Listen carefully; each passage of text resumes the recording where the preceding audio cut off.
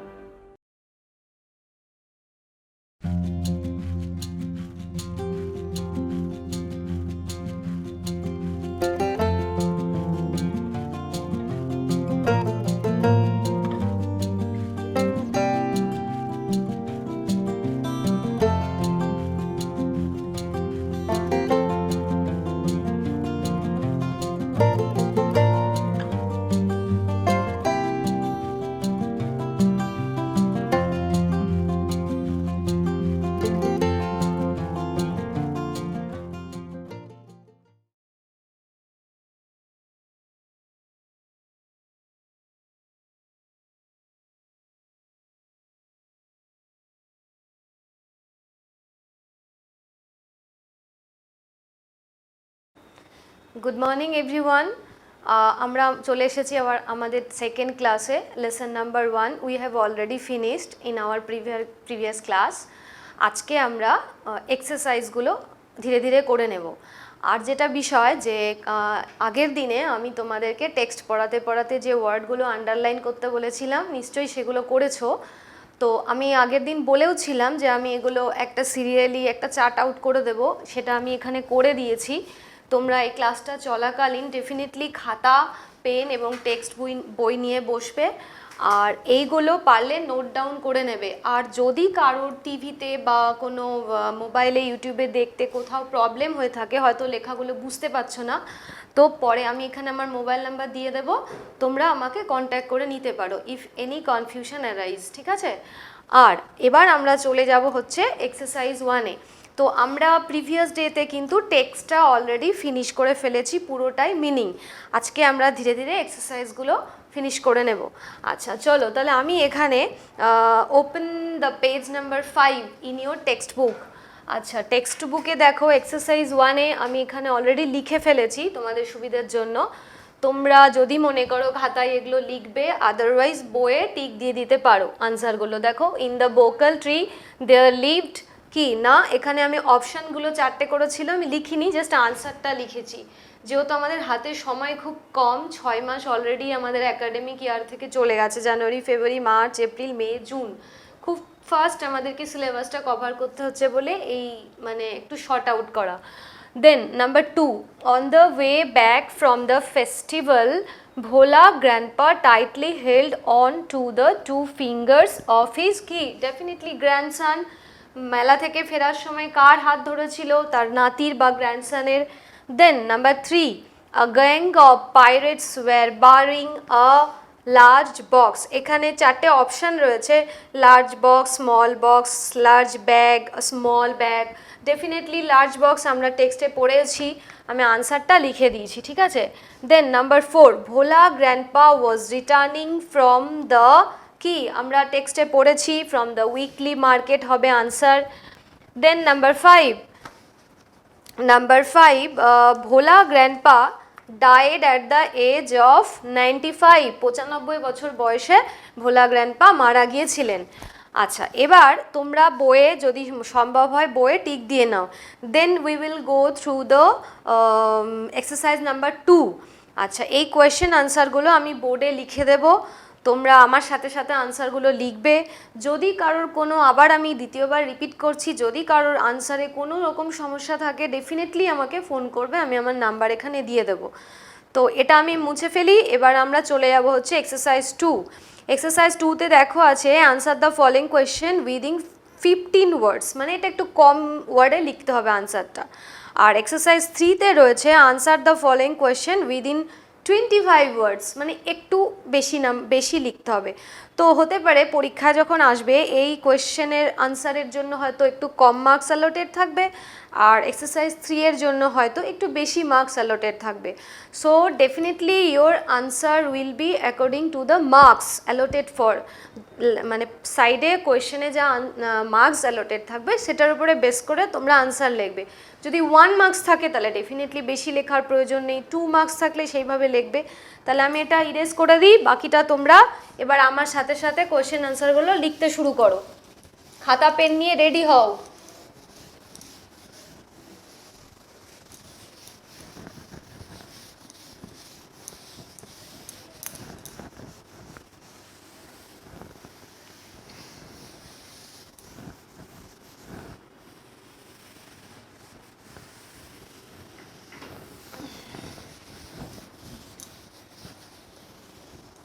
Now let us start exercise number 2. আমি আর question লিখছি না, আমি একদম ডিরেক্ট আনসারে চলে যাচ্ছি। Okay, number A, when did Bhola grandpa let out a loud wail? তোমরা দেখো একদম ফার্স্ট পেজে পেয়ে যাবে, এই সেন্টেন্সটা 2 বার পাবে। সেকেন্ড প্যারাগ্রাফে পাবে একবার, দেন একদম সেকেন্ড প্যারাগ্রাফের লাস্ট লাইনে পাবে। তো এই দুটোকে মার্চ করে লিখতে হবে। ভোলা গ্র্যান্ডপা কখন একটা উচ্চস্বরে কান্না শুরু করেছিল? কখন? আমরা জানি যখন মেলা থেকে ফিরছিল তখন একজন সামওয়ান আস্ক হিম যে হোয়াট ইউ আর গ্রিপিং, মানে কি ধরে আছো তুমি? তো ওই সময়ে ভোলা গ্র্যান্ডপা একটা উচ্চস্বরে চিৎকার শুরু করেছিল। দেন আমরা আনসারটা লিখতে শুরু করি, তোমরাও আমার সাথে লেখো। আচ্ছা লিখি, remembering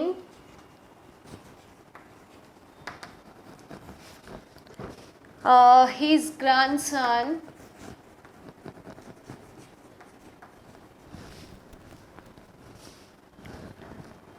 who unknowingly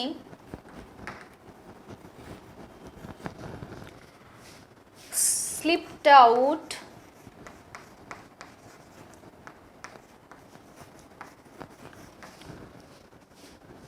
of his grip. Bhola grandpa let out a loud wail.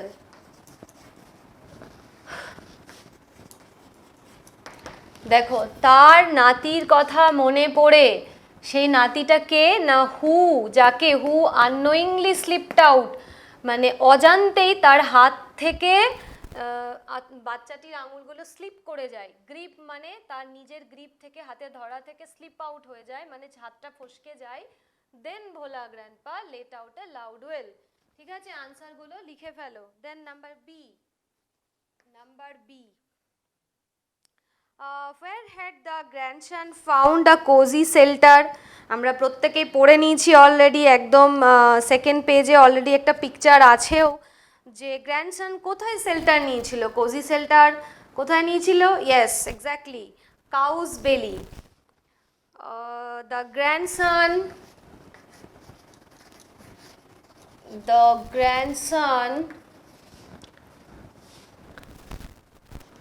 had been found under a cow's belly. Okay, একটা গরুর পেটের তলায় তাকে পাওয়া গেছিল নাতিকে।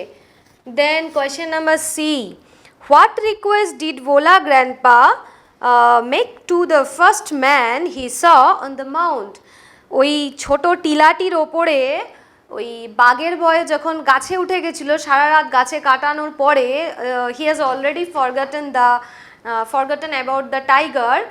কি মনে পড়েছিল, মানে নেমে চলে এসেছিল, নেমে এসে ওই উঁচু টিলাটির যে কয়েকজন লোক দাঁড়িয়েছিল তাদেরকে কি জিজ্ঞাসা করেছিল, কি রিকোয়েস্ট করেছিল? আমরা জানি প্রত্যেকেই কি না, ভোলা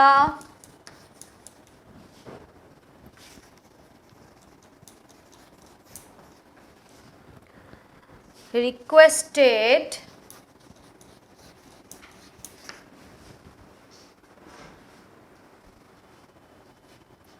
the first man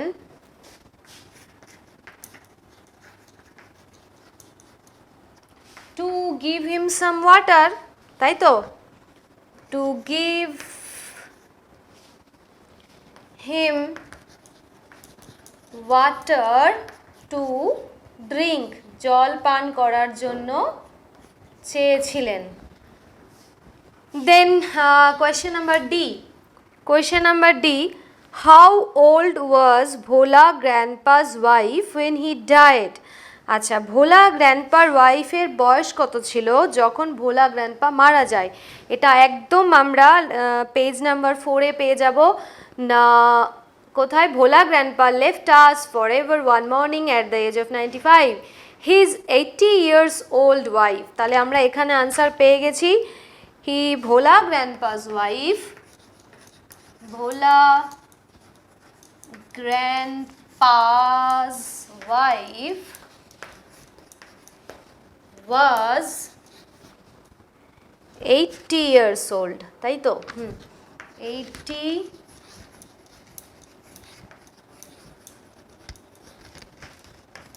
old at that time.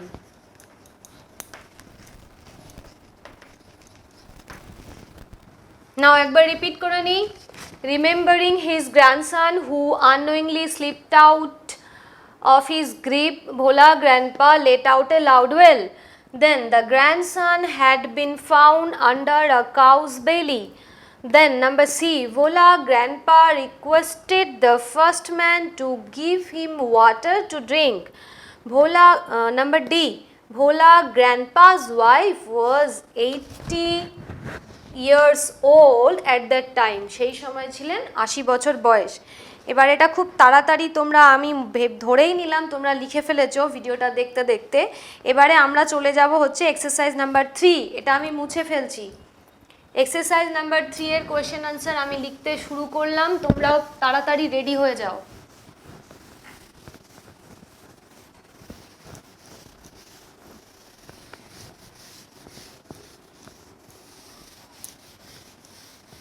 ডিএটা রাখলাম, যারা একটু লেটে লেখো, ধীরে লেখো। আচ্ছা চলো, এক্সারসাইজ নাম্বার 3 কি আছে না, why was no real treasure found under the sand dunes? কেন কোনো সম্পদ, সত্যিকারের সম্পদ খুঁজে পাওয়া যায়নি বালিয়াড়িতে? কেন পাওয়া যায়নি আমরা জানি। আচ্ছা, আমি একটা এর আগের দিন এই ভোলা গ্র্যান্ডপার মতোই একটা ভুল করেছিলাম। কি ভুল বলো তো?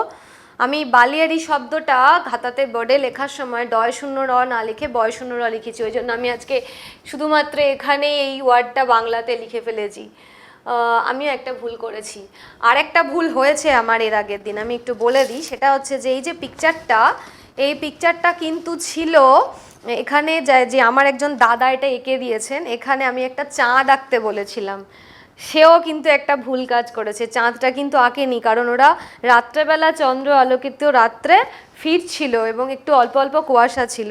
সো এখানেও একটা মিস্টেক হয়েছে, বাট আমি তোমাদের প্রিভিয়াস ডেতে এটা মার্ক মানে বলে দেবো ভেবেছিলাম, but I also forgot this. দেখছো তো, ভুল মানুষ মাত্রই হয়, কিন্তু আমি তোমাদেরকে বলছি তোমরা কিন্তু ভুল শুনতে শুনতে ভুল করবে না, ভুল করে শিখতে শিখতে পারফেকশনের দিকে এগিয়ে যাবে। ওকে, চলো। Then why was no real treasure found under the sand dunes? লিখে ফেলি অ্যান্সার।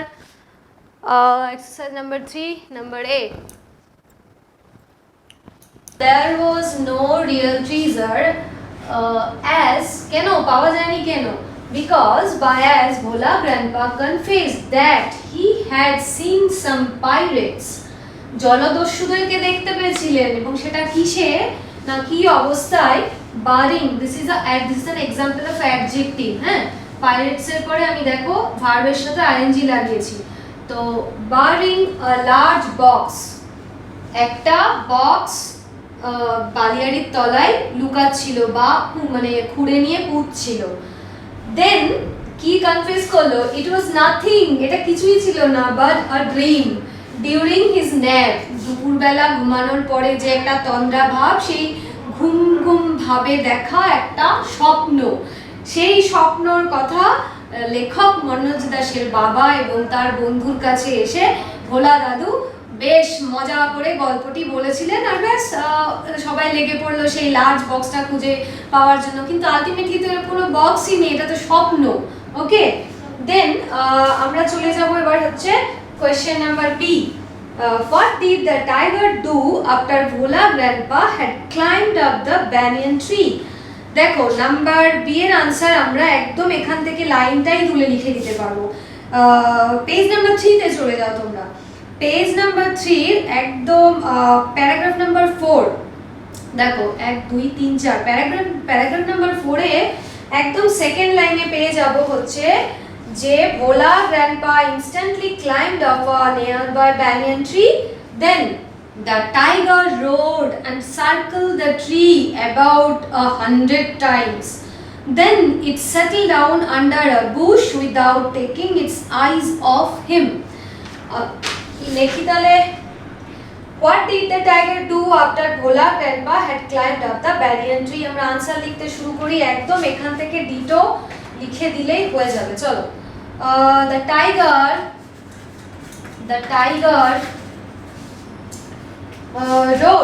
roared means গর্জন করছিল, roared and circled the tree, circled the tree about 100 times, about 100 times, প্রায় 100 বার মতো চক্কর কাটছিল সেই গাছের তলায়। দেন কি করলো? then it settled down, then it settled down under a bush, একটা ঝোপঝাড়ের তলায় বসে বললো, একদম ফিক্সড লোকেশন নিয়ে। এবং সেটা কিভাবে বসলো? চোখ কিন্তু এক ফোঁটাও সরায়নি, without taking its eyes off him. Previous day I have already discussed about this, যে take off is a very common word, আমরা ইউজ করে থাকি বা শুনি বা পেপারে পড়ি বা খবর দেখার সময় শুনি যে প্লেনটা টেক অফ করলো, সেইখানে টেক অফ যদি মিনিং হয় যে স্টার্টস মুভিং, এখানে কিন্তু আছে without taking its eyes off. Take অফের মাঝখানে এখানে একটা প্রোনাউন আছে, একটা নাউন আছে, but the word is take off. Okay, so then it settled down under a bush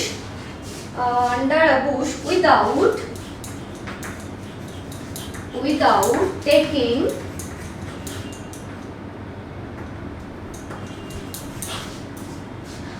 its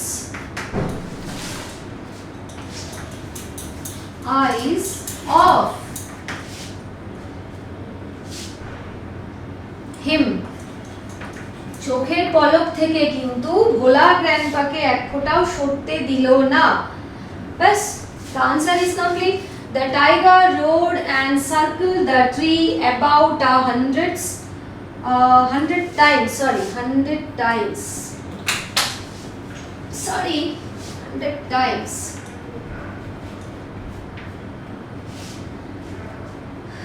Then it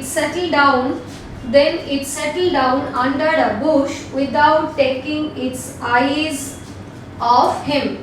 Yes, the answer is complete. তাড়াতাড়ি তোমরা এটা লিখে ফেলো। দেন আমরা কোশ্চেন নাম্বার সি তে চলে যাব। Question number C, what was the reason of Bhola grandpa's death according to his wife? It is a very funny line in the throughout the passage, the last line, যে ভোলা grandpa যেখানে বলছে যে because of his husband's forgetful nature, ওনার স্ত্রী মারা যাওয়ার পরে কি বলছে যে আমার হাজব্যান্ড মনে হয় নিঃশ্বাস নিতেই ভুলে গেছে। এটা কোনোদিনও সম্ভব? মানে এটা একটা অদ্ভুত একটা ফানি লাইন, যদিও এটা একটা বেশ ইম্পর্টেন্ট লাইন বা notable line you may say. তো এটাই হবে, আমরা তাহলে লিখে ফেলি answer number C.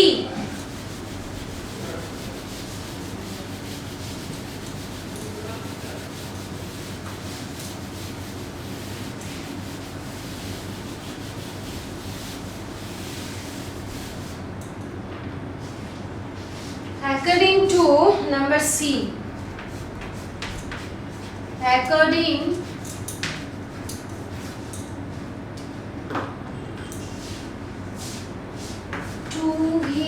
wife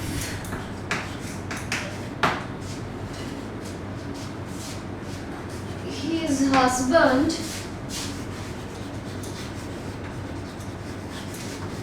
died because bias করে দিই died as he must have forgotten কি ভুলে গেছিলেন to breathe আমরা একদম লাস্ট লাইনে এটা পেয়েছি to breathe নিঃশ্বাস নিতেই ভুলে গেছিলেন এবং সেটা ভোলা গ্র্যান্ডপার ওয়াইফ কি কারণ দেখিয়েছেন না for his forgetful nature ভুলো মনের জন্য for his forgetful nature ভুলো মনের জন্য তার হতভাগা স্বামী মনে হয় নিঃশ্বাস নিতেই ভুলে গেছে so the answer is according to his wife his husband died as he must have forgotten to breathe for his forgetful nature. Okay, the answer is complete. Now we will go exercise number 4. Before going to exercise number 4, you must have a clear view about the question answer and the alternative portion. আমি প্রত্যেকটা question answer ভালো করে লিখে দিলাম এবং মোটামুটি discuss করে দিলাম এবার আমরা একটু টেক্সচুয়াল গ্রামারে চলে যাব ওকে আচ্ছা এবার আমরা চলে যাব হচ্ছে এক্সারসাইজ নাম্বার 4 দেখো এখানে আছে change the mode of narration of the following sentences আচ্ছা আমাকে বলতে পারবে যে ন্যারেশন মিনিং কি what is the meaning of narration তো ন্যারেশন কথাটার অর্থ হচ্ছে বর্ণনা করা বা ইংরেজিতে বলা যেতে পারে ডেসক্রিপশন তো change the mode of narration mode means mode মানে হচ্ছে এখানে বলতে পারি ধরন তো একটা ডেসক্রিপশন বা একটা বর্ণনার ধরন চেঞ্জ তো এইটা ডিটেলসে পড়তে যাওয়ার আগে যেটা আমাদের প্রাইমারি কাজ সেটা হচ্ছে বলো যে ন্যারেশন চেঞ্জ বা মোড অফ ন্যারেশন চেঞ্জ আমরা শিখবো কেন কি পারপাস মানে এটা আমাদের রাইটিং স্কিলে কোন পারপাসে কাজে লাগে এক্স্যাক্টলি এটা কাজে লাগে হচ্ছে তোমাদের রিপোর্টিং লেখার সময় তোমরা পেপার খুললে দেখতে পাবে যে সাংবাদিকরা যে খবরগুলো লেখে সাপোজ একটা খবরের এক্সাম্পল দিই তোমাদের এখন যেমন অ্যাট প্রেজেন্ট কি হয়েছে বলো তো ভ্যাকসিনের যোগান কম কিন্তু চাহিদা বেশি মানে ভ্যাকসিন নেই এই মুহূর্তে প্রত্যেকটা জায়গায় মানে হুড়োহুড়ি ঝামেলা অশান্তি সব হচ্ছে তো তোমরা পেপারে কি পড়ছো যে অমুক জায়গায় এই ভ্যাকসিনের জন্য প্রচুর লাইন পাচ্ছে না এই ব্যাপার বা সিএমওএইচ এটা বলেছেন আগামী সপ্তাহ থেকে এই অন্য ভ্যাকসিন ঢুকে যাবে তো এই যে খবরগুলো তোমরা খবরে পড়ছো বা দেখছো তো এগুলোও কিন্তু টাইপ অফ ডেসক্রিপশন বা ন্যারেশন তো এইবার যেটা বিষয়টাই তো তোমরা লেখো পরীক্ষার খাতায় যখন তোমাদের রিপোর্টিং আসে একটা টপিক দিয়ে দেওয়া হয় সেই টপিকের উপরে লেখো তো এবারে যে সিএমওএইচ যে কথাগুলো বললেন যে আমরা চেষ্টা করছি যে নেক্সট উইকের মধ্যে ভ্যাকসিনের যোগানটা বাড়ানোর বা সার্ভিস দেওয়ার তো উনার কথাটা একজন সাংবাদিক কি করে নিজের মতো করে ইনডাইরেক্টলি লেখেন যে সিএমওএইচ বললেন যে এই ব্যাপার ঠিক আছে তো এই যে সিএমওএইচ এর স্পিচটা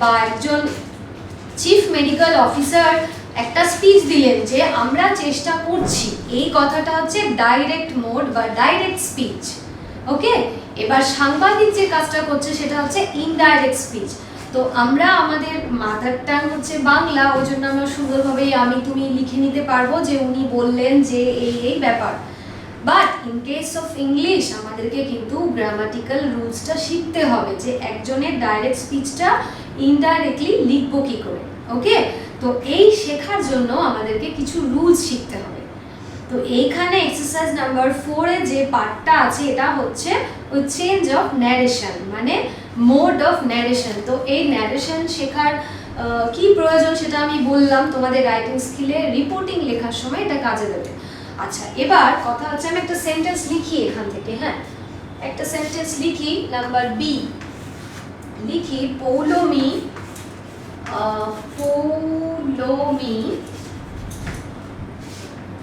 says I am fine.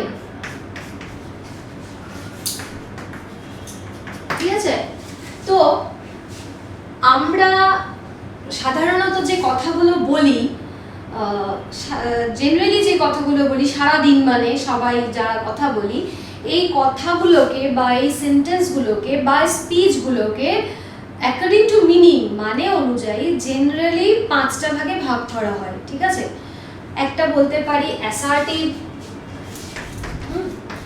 Assertive এগুলো তোমরা জানো প্রত্যেকে, আমি জানি তোমরা ক্লাস 7 থেকে ন্যারেশন চেঞ্জ করছো, আমি জাস্ট এগুলো রিপিটিং করছি। হ্যাঁ, ইন্টারোগেটিভ, যেহেতু তোমাদের ক্লাস বন্ধ, ফিজিক্যালি ক্লাসে আসছো না, হয়তো অনেকে ভুলে গেছো, তাই I am just repeating. Imperative, imperative, then optative, then exclamatory.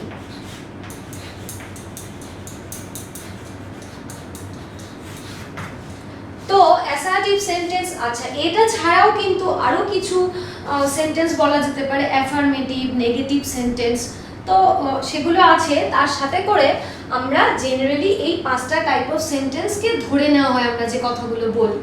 তো এই যে এইখানে সেন্টেন্সগুলোকে আমরা আমাদের কথাগুলো, এই যে আমি তোমাদেরকে বললাম শুরুতেই যে সিএমওএইচ এই কথাটি বলেছেন, তো তার যে স্পিচটা, সেই স্পিচটা বা সেই সেন্টেন্সটা অ্যাসার্টিভ যদি হয় তাহলে তার ডাইরেক্ট থেকে ইনডাইরেক্ট করার নিয়মটা আলাদা। যদি উনার কথাটা ইন্টারোগেটিভ সেন্টেন্স হয় তাহলে তার ডাইরেক্ট থেকে ইনডাইরেক্ট করার নিয়মটা আলাদা, ইম্পারেটিভের ক্ষেত্রে আলাদা, অপটেটিভের ক্ষেত্রে আলাদা, এক্সক্লামেটরির ক্ষেত্রে আলাদা। ঠিক আছে, এবার এই থ্রু আউট ন্যারেশন চেঞ্জের ওপরে যদি আমাকে তোমাদেরকে পুরোটা ক্লাস করাতে হয়, এটা মোটামুটি 3-4টে ক্লাসের প্রয়োজন, কিন্তু এখন আমাদের হাতে সময় খুব কম। আমি আজকে চেষ্টা করব খুব শর্টে একটা সামারাইজ করে দেওয়ার ন্যারেশন চেঞ্জের ক্লাসটার ওপরে। ঠিক আছে, আমি এখানে কিছু রুলস লিখেছি, কিন্তু আমি বুঝতে পারিনি যে এটা তোমাদের মানে ভিডিওতে শো করবে না, কারণ লেখাটা খুব ছোট হয়ে গেছে। নেক্সট দিন আমি চেষ্টা করবো আরো বড়োভাবে কিছু দেখানোর। তো আমি এগুলো ধরে ধরে ডেফিনেটলি ক্ল্যারিফাই করে দেব। ইন কেস তারপরও কোনো সমস্যা হলে তোমরা আমাকে ফোন করতে পারো, আমি ফোন নাম্বার দিয়ে দিচ্ছি, মোবাইল নাম্বার। আচ্ছা, এটা হচ্ছে একটা প্রাইমারিলি আমি কথা বললাম। এবার আমি একটু আবার রিপিট করে নিই কি কথাগুলো বললাম। আচ্ছা, বলে নিলাম যে আমরা যে সাধারণত যে কথাগুলো বলি সেগুলো এই 5টা ভাগে মোটামুটি মানে অনুযায়ী ভাগ করা হয়। ওকে, আচ্ছা এবার আসি যে কোনটা ডাইরেক্ট স্পিচ, কোনটা ইনডাইরেক্ট স্পিচ, এই ব্যাপারগুলো আরেকটু রিপিট করে নিই। এগুলো সবটাই তোমরা জানো, I am just repeating my dear. Okay, চলো। Poulami says I am fine. দেখো আমি এখানে লিখেছি direct speech, speaker, reporting verb, reported speech.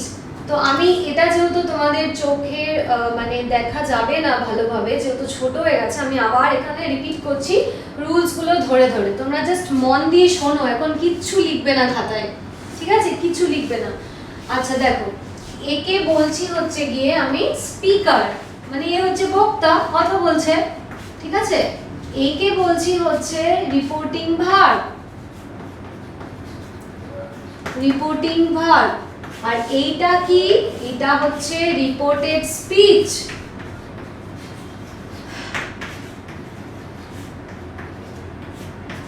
বা you may say direct speech, মানে এটা হচ্ছে এই কথাটা পৌলমি নিজে ডাইরেক্টলি বলেছে, this is her direct speech, মানে আমি ডাইরেক্টলি বলেছি, that's why it is within inverted comma, inverted কমার মধ্যে রয়েছে।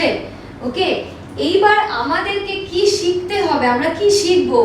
রুলসটা শিখবো যে এই ডাইরেক্ট স্পিচটাকে ইনডাইরেক্টলি কিভাবে লিখবো। বা Poulami says I am fine, এই যে কথাটা, ধরো কেউ একজন শুনলো যে পৌলমি বলছে আমি হই ভালো, খুব ভালো আছি। ধরো এখানে লিনা দাঁড়িয়ে আছে, লিনা দাঁড়িয়ে আছে, সে শুনতে পেলো। এবার লিনা গিয়ে তার বাড়িতে গিয়ে তার মাকে বলবে, কি বলবে? বাংলা হলে বলবে কি, পৌলমি বলছে যে সে হয় নাকি খুব ভালো, মানে সে ফাইন আছে, বলে দিলাম বাংলায়। তো এবার এটা ইংরেজির ক্ষেত্রে কিন্তু আমাকে নিয়মটা শিখতে হবে। তো তো লিনা যখন তার মাকে গিয়ে এই পৌলমীর স্পিচটাই রিপিট করবে, that will be the indirect speech. So we have to know the rules of the changing of this from direct to indirect. Okay, চলো এবার লিখি। আমি সবার প্রথমে আনসারটা করে দিই আগে। হ্যাঁ, তোমাদের এই এক্সারসাইজ 4 এর আনসারগুলো কিন্তু আমি করে দেব। করে দেওয়ার আগে প্রাইমারিলি আমি একটু ন্যারেশন চেঞ্জের ইন্ট্রোডাকশনগুলো বলে দিচ্ছি, যাতে তোমাদের যদি কেউ ভুলে গিয়ে থাকো আরেকবার যেন মনে পড়ে যায়। ঠিক আছে, চলো আনসার লিখি। পৌলমী says that কি লিখবো না, she is fine. Okay, Poulami says that she is fine. আচ্ছা, একদম প্রথমে আমরা কি জানি যে রিপোর্টিং ভার্ব যে টেন্সে থাকে, রিপোর্টেড স্পিচের ভার্বেও কিন্তু আনসার লেখার সময় সেম টেন্স থাকে।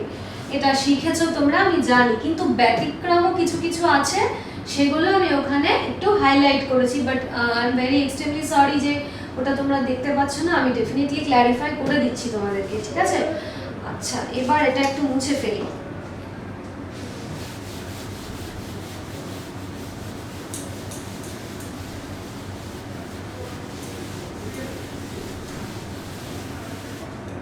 আচ্ছা, আমি এখানে 1 নম্বর রুলসে লিখেছি হচ্ছে, বলে দিচ্ছি মুখে, রিপোর্টিং ভার্ব যদি প্রেজেন্ট টেন্স বা ফিউচার টেন্স হয় তবে ডাইরেক্ট স্পিচের ভার্বের টেন্সের কোনো পরিবর্তন হয় না। Very good.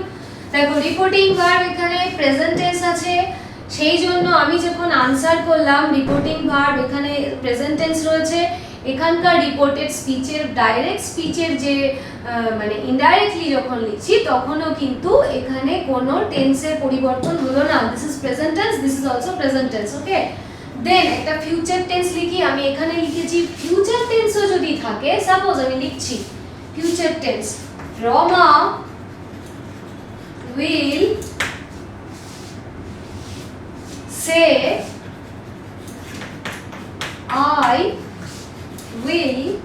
I will না, I will হবে না, I shall করি, I shall go home, I shall go to home। ঠিক আছে, দেখো এই যে এখানে আছে future tense, Rama will say I shall go to home। Reporting verb যদি ফিউচার টেন্সে থাকে তাহলে কিন্তু এই ডাইরেক্ট স্পিচের ভার্বটারও কোনো রকম চেঞ্জ হয় না। ইনডাইরেক্ট লেখার সময় কি হবে? Answer, Rama will say that, শুধুমাত্র এই নাউন প্রোনাউনের চেঞ্জটা আমরা করছি, তাই তো? রমা উইল সে দ্যাট, কি রমা হচ্ছে সি, আচ্ছা দ্যাট সি, আচ্ছা সি এর সাথে তো ডেফিনেটলি স্যাল হবে না, সি এর সাথে হবে উইল। আর এর সাথে স্যাল বসে আমরা জানি, ফার্স্ট পারসনের সাথে স্যাল বসে।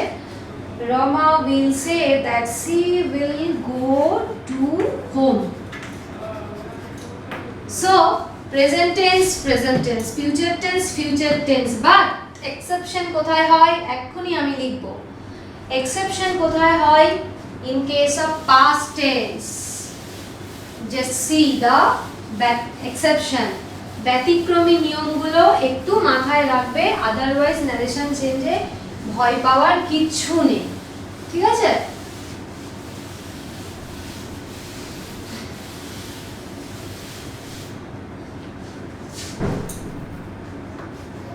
আচ্ছা, এবার লিখছি পাস্ট টেন্স। দেখো এখানে একটু মাথায় রাখতে হবে।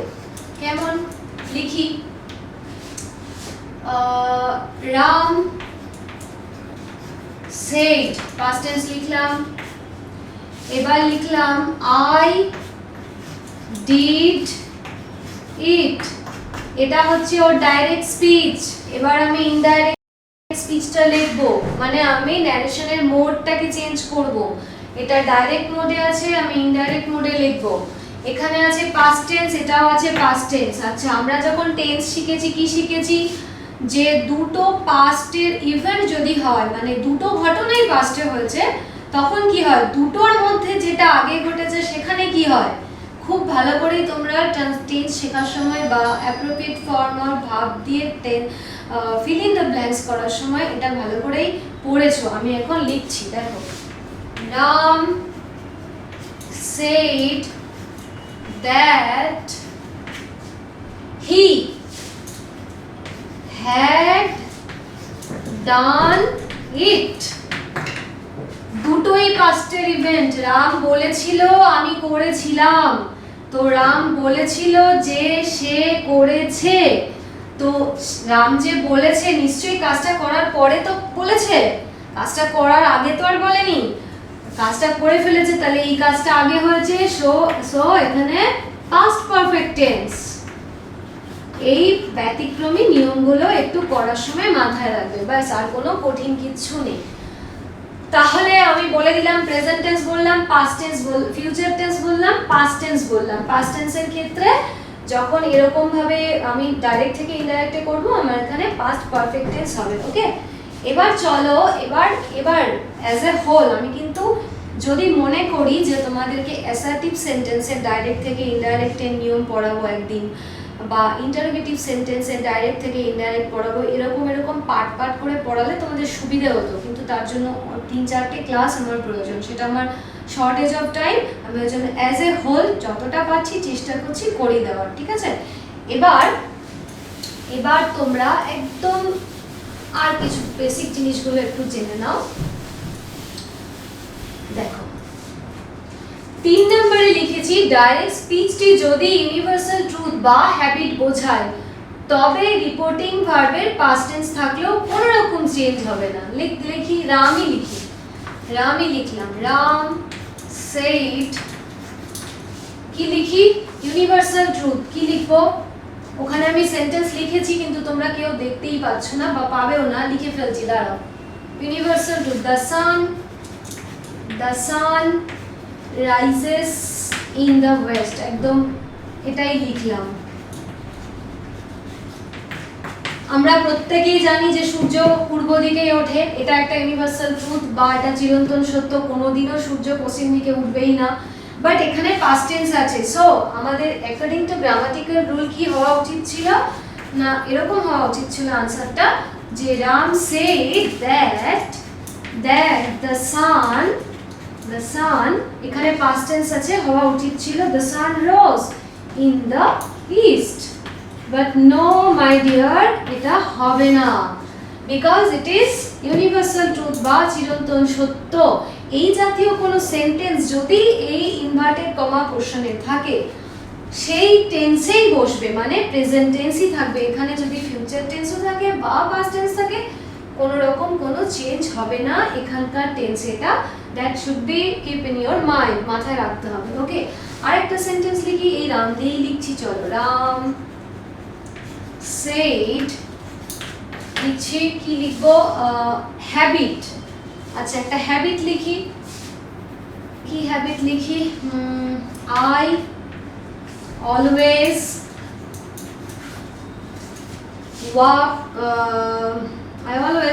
get up করি, উঠি আর্লি, আমি সবসময় খুব আর্লি মানে তাড়াতাড়ি ঘুম থেকে উঠি।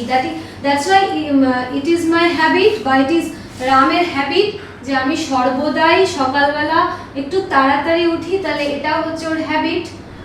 সো এখানে কিন্তু পাস্ট টেন্স আছে, আমার এখানে হওয়া উচিত কি ছিল? ইন জেনারেল সেন্সে Ram said that he always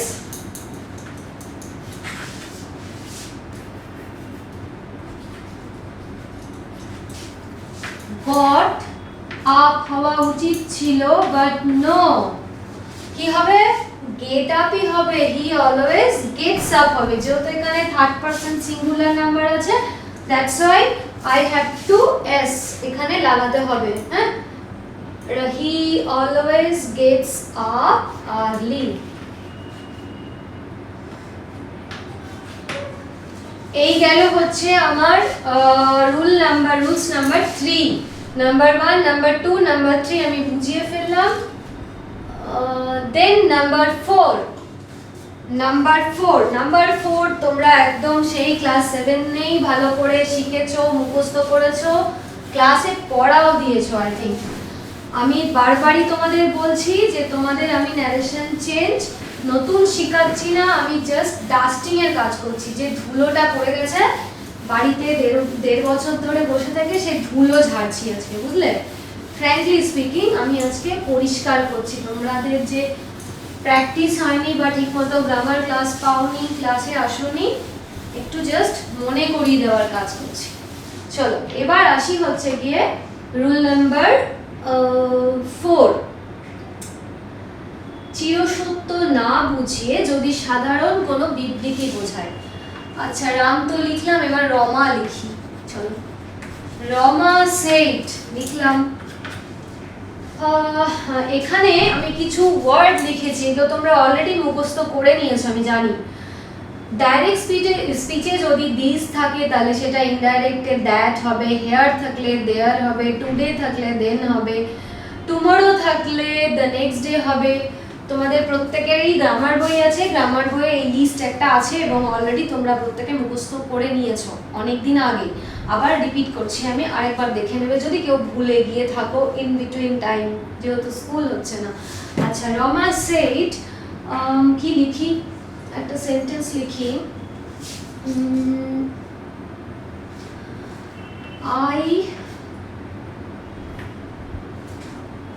I like this করে দিই।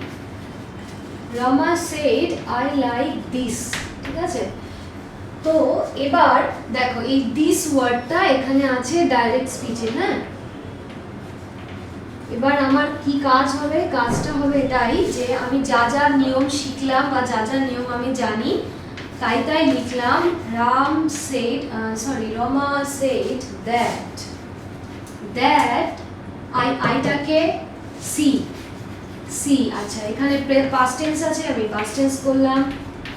রমা লাইক কি হয়ে যাবে, এই দিসটা দ্যাট হয়ে যাবে। ওকে, এই হচ্ছে নিয়ম। তো এখানে একটা এরকম কতগুলো ওয়ার্ডের চার্ট আছে যে ভার্ব, রিপোর্টিং ভার্ব যদি পাস্ট টেন্স থাকে আর ডাইরেক্ট স্পিচে রিপোর্টেড স্পিচে যদি এই ওয়ার্ডগুলো থাকে, যদি দিস থাকে বা নাও থাকে বা কাম থাকে, সেই ওয়ার্ডগুলো ইনডাইরেক্ট স্পিচ করার সময় পুরো উল্টে যাবে বা চেঞ্জ হয়ে যাবে। এটা কিন্তু মুখস্থ করতে হবে, এটা কোনো নিয়ম আছে, কিন্তু ওয়ার্ডগুলো কি হবে ওইখানে এটা থাকলে এখানে কি হবে, এটা মুখস্থ ছাড়া there is no option, ঠিক আছে? এরকম অনেকগুলো আছে। তোমরা বাড়িতে তোমাদের যে গ্রামার বই ফলো করো, নিশ্চয়ই প্রত্যেকেরই গ্রামার বই আছে, খুলে দেখবে, চারটা দেখে পড়ে নেবে আরেকবার যদি ভুলে গিয়ে থাকো। এবার রুলস নাম্বার 5-এ চলে আসি। 5-এ কি আছে জানো? 5-এ আমি লিখেছি হচ্ছে অ্যাজ এ হোল লিখেছি। দেখো, ইনডাইরেক্ট স্পিচ করতে গিয়ে রিপোর্টিং ভার্বটা মিনিং অনুযায়ী আমরা চেঞ্জ করি। সেই মিনিংটা কিভাবে? অ্যাসার্টিভ সেন্টেন্স হলে সেটা আলাদা রকম হয়, ইন্টারোগেটিভ হতে গেলে আলাদা রকম হয়, ইম্পেরেটিভ হতে গেলে আলাদা হয়। সাপোজ এইখানে এই লাইক দিস না হয়ে যদি থাকে এরকম,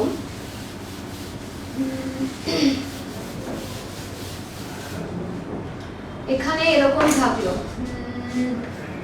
গিভ মি ওয়াটার। ডেফিনেটলি এটা একটা ইম্পারেটিভ সেন্টেন্স, মানে আমাকে রিকোয়েস্ট করছে বা অর্ডার করছে যে আমাকে জল দাও। এটা তো অ্যাসার্টিভ সেন্টেন্স নয়, এটা ইম্পারেটিভ, ঠিক আছে? তো এই ইম্পারেটিভ সেন্টেন্সের জন্য এই মিনিং অনুযায়ী আমাকে এখানে ভার্বটা কনভার্ট করতে হবে। সেই ভার্বগুলো আমি একসাথে ওখানে লিখে দিয়েছি। এখানে কি হবে না, রমা অর্ডার, ঠিক আছে? এই ভার্বের ফরম্যাটগুলো আমি দিয়ে দিয়েছি। অর্ডার এখানে হয়ে যাবে টু গিভ হিম ওয়াটার। আচ্ছা, আরেকটা সেন্টেন্স লিখি, Rama said, what are you doing? Rama এখানে একটা করে দিই, রমা said to সীমা করে দিলাম, ঠিক আছে? চলো এবার what are you doing?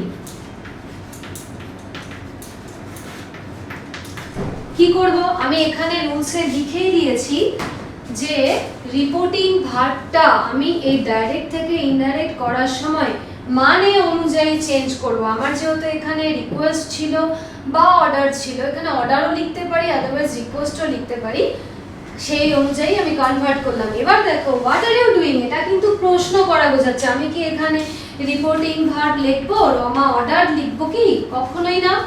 কি লিখবো? এই সেড টুর জায়গায় হয়ে যাবে প্রশ্ন করা বোঝাচ্ছে। সো রমা আস্ক, মানে জিজ্ঞাসা করছে, রমা আস্ক সীমা কি। এইবার এই ইন্টারোগেটিভ সেন্টেন্সের এই পার্ট আর এই পার্টের মধ্যে কিছু চেঞ্জেস আছে, আমি দেখিয়ে দিচ্ছি। রমা সীমা হোয়াট সি ইজ ডুইং।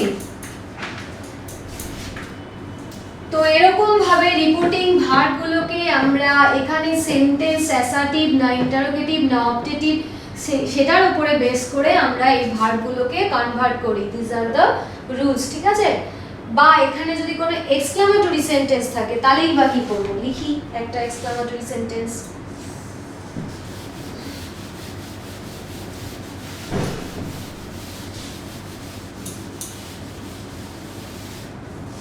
কি লিখবো?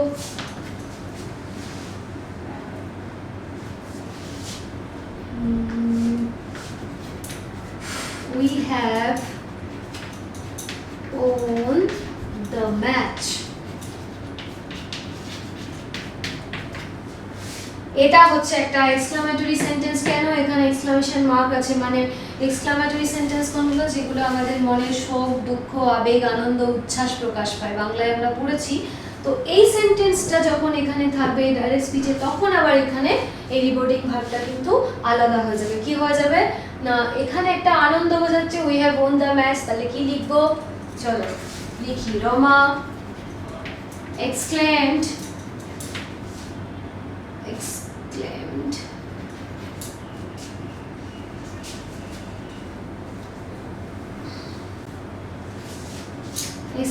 with joy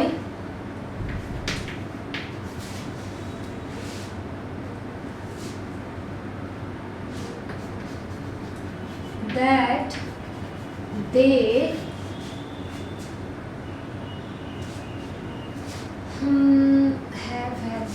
had won the match.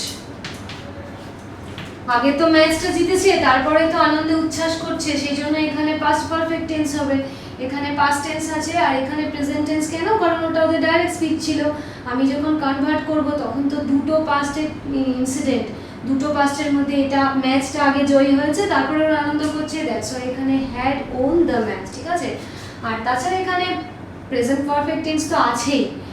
আচ্ছা, Rama exclaimed with joy that they had won the match. এই গেল হচ্ছে আমার 5 নাম্বার অবধি নিয়ম কানুন। এক্সক্লেমিং জয়ও লেখা যায় বা এক্সক্লেম উইথ জয়ও লেখা যায়। তো রুল নাম্বার 5 অবধি আমি মোটামুটি ডিসকাস করলাম যে রিপোর্টিং ভার্বটা আমরা কি কি সাধারণত লিখি। অর্ডার লিখি, রিকোয়েস্ট লিখি, আস্ক লিখি, exclaim with joy, exclaim in grief, এসব লিখি। এবার যেটা আরেকটা বেসিক জিনিস, আরেকটা রুলস যেটা শিখে নিই, রুল নাম্বার 6-এ লিখেছি আমি, সেটা হচ্ছে লিখি, হ্যাঁ, গো হোম লিখে দিলাম, গো হোম। আরেকটা লিখি, সীমা said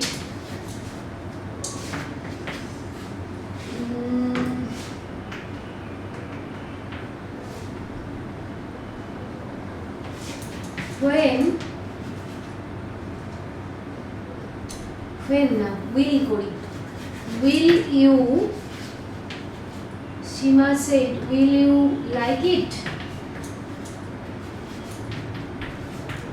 আচ্ছা, এইবার যেটা বিষয় যে এই যে রিপোর্টিং ভার্ব বা রিপোর্টেড স্পিচের মাঝখানে যে কানেক্টিং পার্টে আমরা কিন্তু সব জায়গায় আমি যেগুলো লিখলাম তোমরা হয়তো খেয়াল করবে বা তোমরা জানো, দ্যাট কিন্তু সব জায়গায় বসছে না। তো এই রুল নাম্বার 6-এ আমি লিখেছি যে ইনডাইরেক্ট স্পিচে রিপোর্টিং ভার্ব এবং রিপোর্টেড স্পিচের কানেক্টিং ওয়ার্ড মিনিং অনুযায়ী, সেন্টেন্সের ধরন অনুযায়ী আমাদের এখানে আমরা বসাই। কেমন? এখানে বসাবো হচ্ছে গিয়ে রমা said না, এখানে go home অর্ডার করে দিলাম। হ্যাঁ, রমা অর্ডারড টু, এখানে এই পার্টটা আর এই পার্টটার মধ্যে কানেক্টিং ওয়ার্ড হচ্ছে টু। কেন? Because it is imperative sentence. So imperative, in case of imperative sentence we have to write to, infinitive to before the verb. So Rama ordered to go home. কিন্তু আবার দেখো, in case of interrogative sentence কি লিখছি আমরা? লিখছি সীমা ask, কি লিখবো? will you like it? এটা কিন্তু ইন্টারোগেটিভ সেন্টেন্স, কিন্তু এটা ইয়েস অর নো টাইপের। ইয়েস অর নো টাইপের ক্ষেত্রে আমরা এখানে বসাচ্ছি হচ্ছে গিয়ে if. so this is the connecting word between the reporting verb and reported speech. তো সব জায়গায় কিন্তু আমরা that কানেক্ট করছি না। তাহলে সীমা ask if will you like it আছে। এই ইউটা কে বলো তো? হিও হতে পারে, সিও হতে পারে, কারণ সীমা বলেছিল, কাকে বলেছিল আমরা তো জানি না। এখানে আমি তো কারো নাম দিইনি, হি বা সি বা রনি জনি কি রাম শ্যাম, আমি কেউ দিইনি। সো এখানে আমি লিখবো সীমা ask if he or she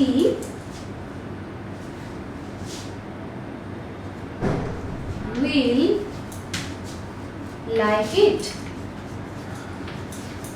আর ফুল স্টপটা মানে কোয়েশ্চেন মার্কটা উঠে যাবে। তাহলে if he or she will like it, যা আছে তাই একে আগে নিয়ে চলে আসলাম। কেন বলো তো? কারণ কোয়েশ্চেন ফরম্যাটটা তোমাকে উঠিয়ে ফুল স্টপ বসাতে হবে, সেই জন্য আমার ভার্ব এখানে আগে বসালে হবে না। ইন্টারোগেটিভ সেন্টেন্স লেখার সময় আমাকে সাবজেক্টকে আগে নিয়ে আসতে হবে, ভার্বটা পরে নিয়ে গিয়ে কোয়েশ্চেন মার্ক উঠিয়ে ফুল স্টপ বসাতে হবে। This is the grammatical rules of changing the direct from indirect. আচ্ছা, এবার এই অবধি আমি এলাম, আমি বলে দিলাম প্রথমে রুল নাম্বার 1 2 3 4 5 6 আমি অলরেডি ডিক্লেয়ার মানে ডিসকাস করে দিয়েছি।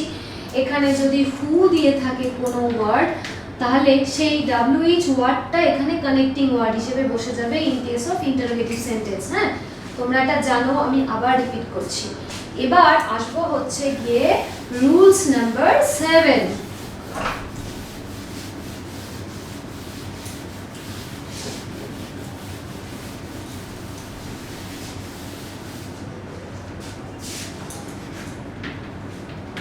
দেখো, রুলস নাম্বার 7 এ আমি যেটা লিখেছি, এই যে ডাইরেক্ট থেকে ইনডাইরেক্ট করার সময় আমরা কি কি কাজগুলো করি। প্রথমত হচ্ছে এই যে এখানে একটা কমা বা এই যে ইনভার্টেড কমা, সেই জিনিসগুলো কিন্তু আমরা তুলে দিই।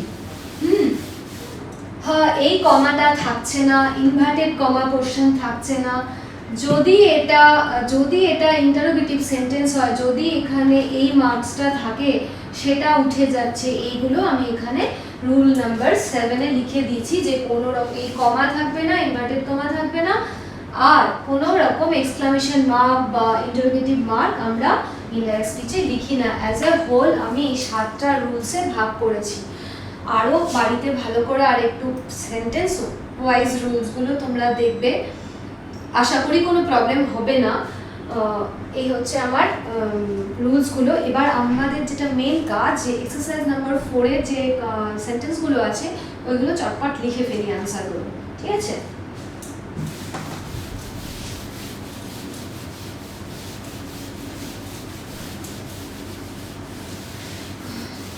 খুব শর্টে এত তাড়াতাড়ি ন্যারেশন চেঞ্জ হয় না, মিনিমাম 2টো ক্লাস তো লাগেই। আমি একটা দিনের চেষ্টা করলাম কোনোভাবে আমার মানে তোমাদের কাছে একটু হলেও উপকার যেন হয়, তাহলে বেটার হবে। আচ্ছা, এবার চলো হচ্ছে এক্সারসাইজ 4 এর আনসার আমি লিখছি, কোয়েশ্চেন লিখছি না। হ্যাঁ, এটা হচ্ছে ইন্টারোগেটিভ সেন্টেন্স আছে, আনসার করছি।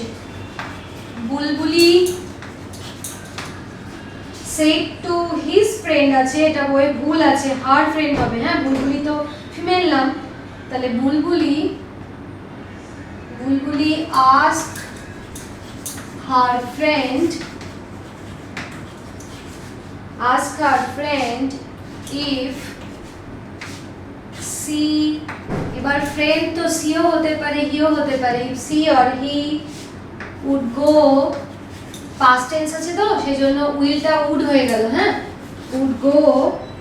টুমরো আছে, আমি এখানে টুমরো থাকলে কি হবে, দ্য নেক্সট ডে করে দিলাম, would go the next day. এটা ইন্টারোগেটিভ সেন্টেন্সের ন্যারেশন চেঞ্জ ছিল। আচ্ছা, number B, Poulami says, already আমি লিখে ফেলেছি একদম শুরুতেই, আবার লিখে দিচ্ছি। Poulami says that she is fine.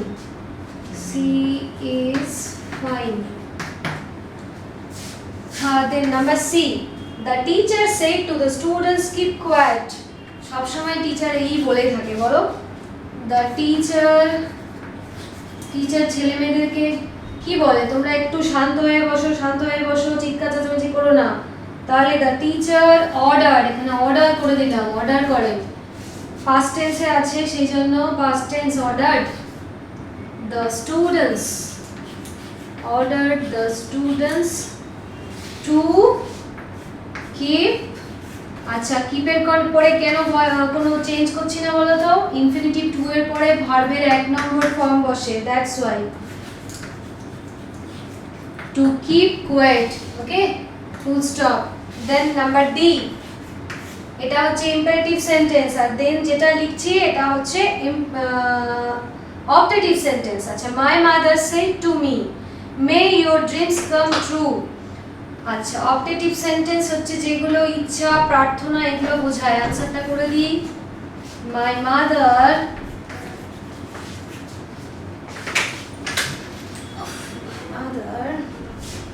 prayed that my dreams might come true। then the last one, the students say sir please allow us to play in the field। স্যারকে request করছে, এটা ইম্পারেটিভ সেন্টেন্স, তাহলে লিখে ফেলি sir please আছে তো এখানে একটু আমি কাইন্ডলি কথাটা লাগিয়ে দিই। the students kindly requested, students আছে সেই জন্য দেয়ার স্যার করে দিলাম, মানে তাদের, দেয়ার স্যার কি না, টু allow them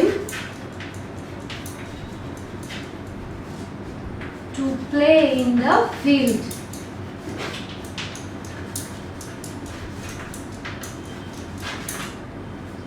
এই অবধি কমপ্লিট। তোমাদের শুধু একটু মাথায় রাখতে হবে যে সব জায়গাতেই মানে বেশিরভাগ টাইপ অফ সেন্টেন্সে কিন্তু দ্যাট বসছে। শুধুমাত্র দ্যাট একদম strictly not allowed in case of interrogative sentence. Interrogative সেন্টেন্সে that must not be allowed. বাকি কিন্তু আমি দেখতে পাচ্ছি ইম্পারেটিভ সেন্টেন্সে তো লেট দিয়ে যে সেন্টেন্সগুলো থাকে সেখানেও কিন্তু আমরা দ্যাট ইউজ করছি। একটা এক্সাম্পল একটু দেখিয়ে দিই, লেট দিয়ে সেন্টেন্স একটা দেখিয়ে দিই। Rama said let us go, এটাও কিন্তু ইম্পারেটিভ সেন্টেন্স। এখানে কিন্তু আমরা টু লাগাচ্ছি না, লেট দিয়ে যে সেন্টেন্সগুলো ইম্পারেটিভ সেন্টেন্সে হয় সেখানেও আমরা রমা প্রপোজড দ্যাট ইউজ করছি। হ্যাঁ, Rama proposed that they should go. তো আমরা দেখছি দ্যাট ওয়ার্ডটাই মেজরিটি ক্ষেত্রে ব্যবহার হচ্ছে in case of exclamatory sentence, assertive, কিন্তু ইন্টারোগেটিভ সেন্টেন্সে কোনোভাবেই অ্যালাউ হবে না দ্যাট, সেখানে ইফ বা ওয়েদার আর না হলে ডাব্লিউএইচ ওয়ার্ড। এই হলো up to this narration change. তারপরেও যদি কারোর কোনো প্রবলেম থেকে থাকে আমাকে ফোন করতে পারো, আমি আমার নাম্বারটা লিখে দিচ্ছি। গ্রামারে কোনো প্রবলেম হলে ডেফিনেটলি ফোন করবে উইদাউট এনি হেজিটেশন।